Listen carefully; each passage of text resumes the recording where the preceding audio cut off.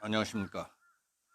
오늘은 박정희 경제의 성공과 문재인 경제의 실패, 성장과 분배가 함께했던 동반성장 메커니즘의 성공, 그리고 반기업 친노조 정책의 폐해에 대해서 소개해드리도록 하겠습니다.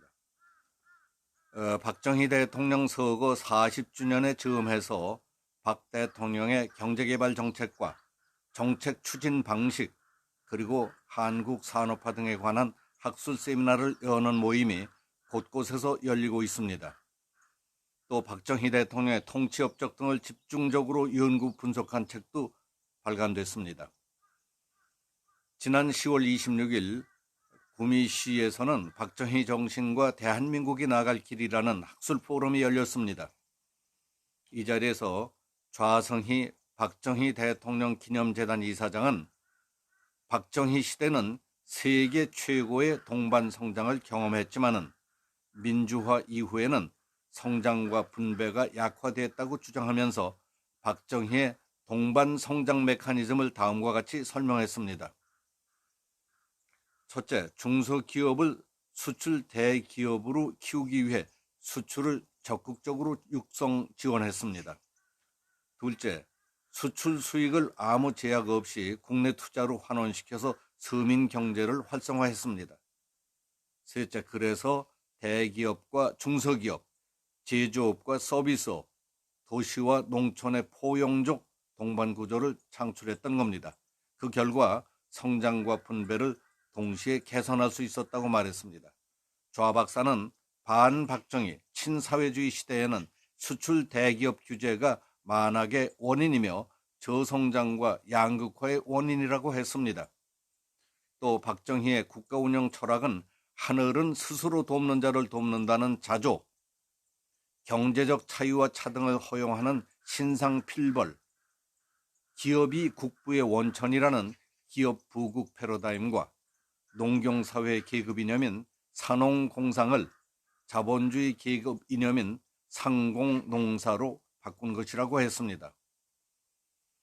또 한국은행이 최근 3분기 성장률을 0.4%로 집계하면서 2019년에 2% 성장이 어려울 것이라고 전망한 사실을 지적하면서 문재인 정부의 임기 첫 해에는 3.2%, 그 이듬해 2.7%, 그리고 올해 1%대 성장이라면 정부의 대실패라는 겁니다. 경제정책을 전환해야 한다고 강조했습니다.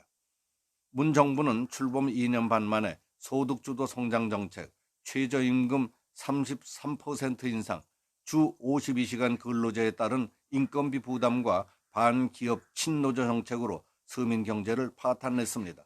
정부가 가난한 사람을 더 가난하게 만든 뒤에 1200만 명에게 현금을 지급하는 현금 복지 광풍이 불고 있는 점을 크게 우려했습니다.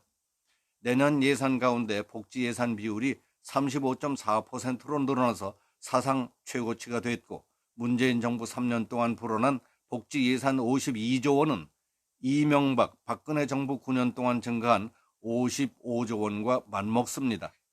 중남미나 남유럽 국가들이 복지 포퓰리즘 때문에 재정이 파탄났는데 한국이 이들의 잘못된 전철을 밟고 있다고 지적했습니다.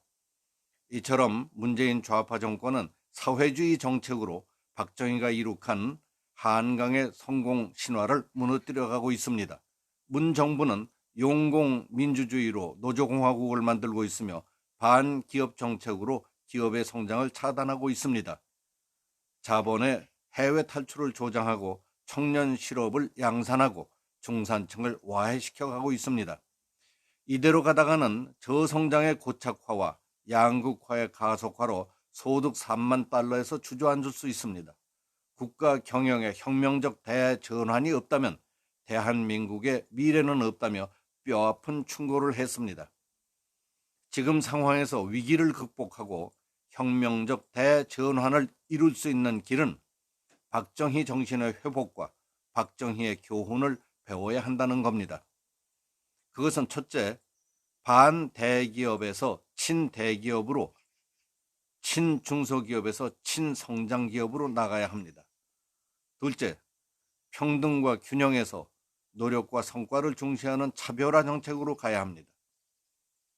경제정책, 지역개발, 교육, 연구개발 등 국정의 모든 분야가 수월성을 추구해야 한다는 겁니다.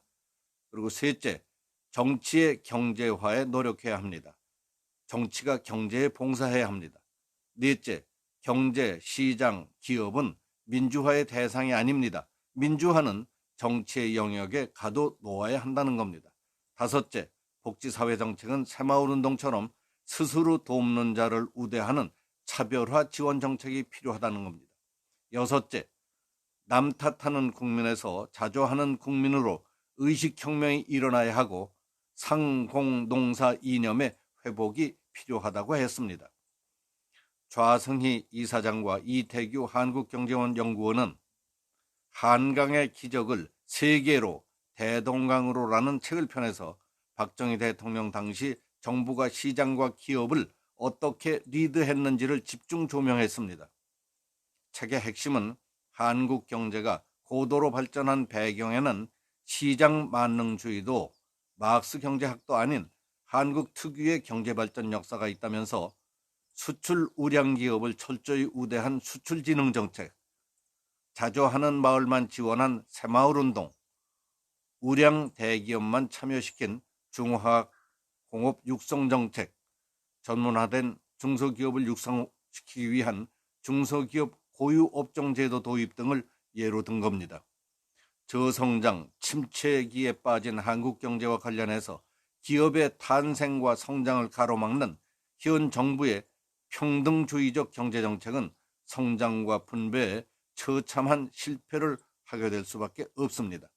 정부가 뒤로 물러나서 시장과 기업의 성장 요인을 자극하고 경쟁을 촉진시켜야 한다는 주장에도 귀를 기울일 필요가 있다고 생각이 됩니다. 오늘 여기서 마치겠습니다. 감사합니다.